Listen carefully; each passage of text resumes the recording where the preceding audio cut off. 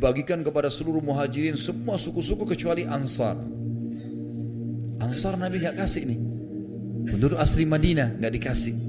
Kaum Ansar merasa terpukul, kenapa Nabi SAW tidak kasih ghanimah ke mereka? Maka kaum Ansar pun pada saat itu mengutus satu orang namanya Sa'ad ibn Ubadah radhiyallahu anhu. Karena di Ansarnya sudah tersebar berita kata-kata begini, Nabi SAW sudah bertemu dengan kaumnya merupakan kita. Ya, karena kan memang mereka keluar dari Madinah, berperang bersama Nabi SAW, membela Nabi pada saat Nabi hijrah. Kok tidak dikasih ghanimah? Unik ini. Semua yang lain dapat, sahabat semua dapat kecuali mereka gitu. Maka saat Ibnu Ubadah datang kepada Nabi SAW mengatakan, ya Rasulullah, ketahuilah sesungguhnya Ansar memiliki beban kejiwaan pada keputusan anda. Kata Nabi SAW, kenapa? Karena anda memberikan ghanimah kepada orang lain dan Ansar tidak. Maka Nabi SAW mengatakan, bagaimana dengan engkau hai Sa'ad? Kata Sa'ad, aku bagian dari kaumku. Sa'ad ibn Ubadah pun terpengaruh dengan kejadian itu. Padahal orang yang sudah terkenal dengan keimanannya. Perlu kita ketahui teman-teman sekalian, kisah ini riwayat Bukhari menjelaskan tentang bagaimana kedudukan imannya orang-orang Ansar. Luar biasa ini keimanan mereka. Nabi SAW berkata, ikuti kisahnya, kumpulkan untukku semua Ansar dan tidak boleh satupun hadir kecuali mereka. Cuma Ansar saja, khusus Aus dan Khazraj, dua suku yang ikut berperang. Maka berkumpullah seluruh Ansar pada saat itu, dan Nabi SAW berkhutbah di hadapan mereka. Setelah tahmid dan salawat untuk diri beliau SAW, beliau mengatakan, wahai kaum Ansar, bukankah aku datang pada kalian di saat kalian sedang sesat, tidak tahu tentang keimanan, sembah-sembah berhala, lalu Allah memberi kalian hidayah? Bukankah aku datang kepada kalian sementara kalian miskin? Orang-orang Ansar waktu itu jadi pegawai-pegawainya orang Yahudi sebelum Islam. Orang Yahudi menguasai Madinah. Lalu Allah membuat kalian kaya, kebun-kebunnya, panennya besar. Mereka akhirnya jadi penguasa-penguasa di Madinah, bahkan mengusir orang-orang Yahudi. Bukankah terkalahkan musuh kalian orang-orang Yahudi dan Allah memberikan kemenangan dengan aku datang? Sehingga kalian akhirnya memahami kalau mereka itu jahat tadinya. Setiap kali Nabi SAW bertanya pertanyaan ini, selalu orang-orang Ansar mengatakan, Allah dan Rasulnya pemilik karunia dan kebaikan. Lillahil manni wal fadl. Selalu mereka mengatakan hanya milik Allah dan Rasulnya pemilik karunia. Dan mereka sudah mulai merasa bersalah nih, gitu kan. Nabi SAW lalu berkata, dan pasti kalian benar kalau kalian berkata begini. Kalian bisa menjawab aku, kata Nabi SAW. Kalian bisa bilang, engkau datang hai Muhammad kepada kami dalam keadaan tersesat, lalu kami menerimamu. Kaummu mengusirmu dari Mekah, lalu kamu datang kepada kami dan kami menerimamu.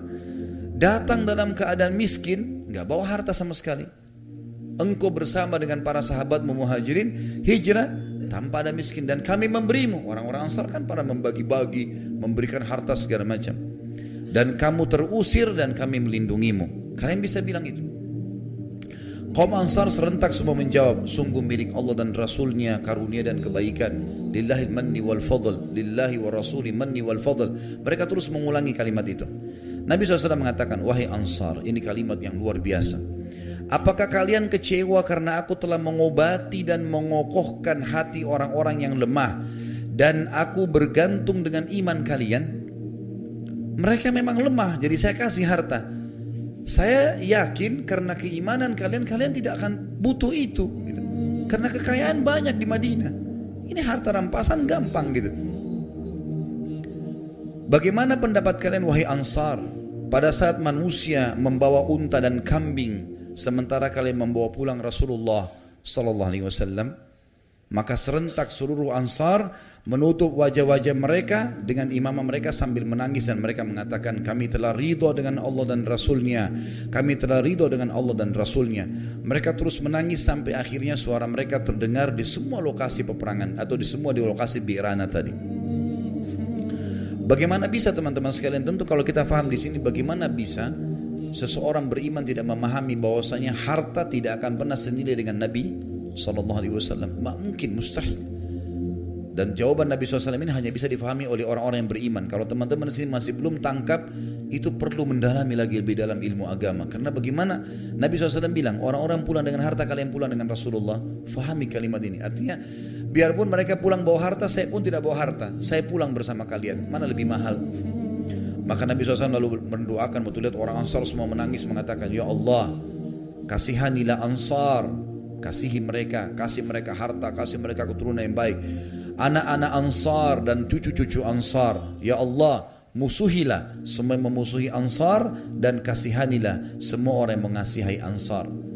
Maka dengan doa ini seluruh Ansar bergembira dan Nabi SAW pun, dan akhirnya mereka pun menerima keputusan Nabi alaihi salatu wassalam. Tentu yang dimaksud sini tidak diberikan harta ghanimah adalah harta tadi ya, unta sama emas dan perak. Tapi orang-orang, perempuan dan anak-anak sudah dibagiin. Ansar juga dapat itu.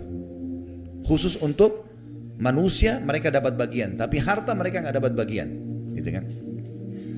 Karena memang yang dapat dari tawanan perang ini juga bisa dibagiin pada para mujahidin, kan? Menjadi tawanan perang.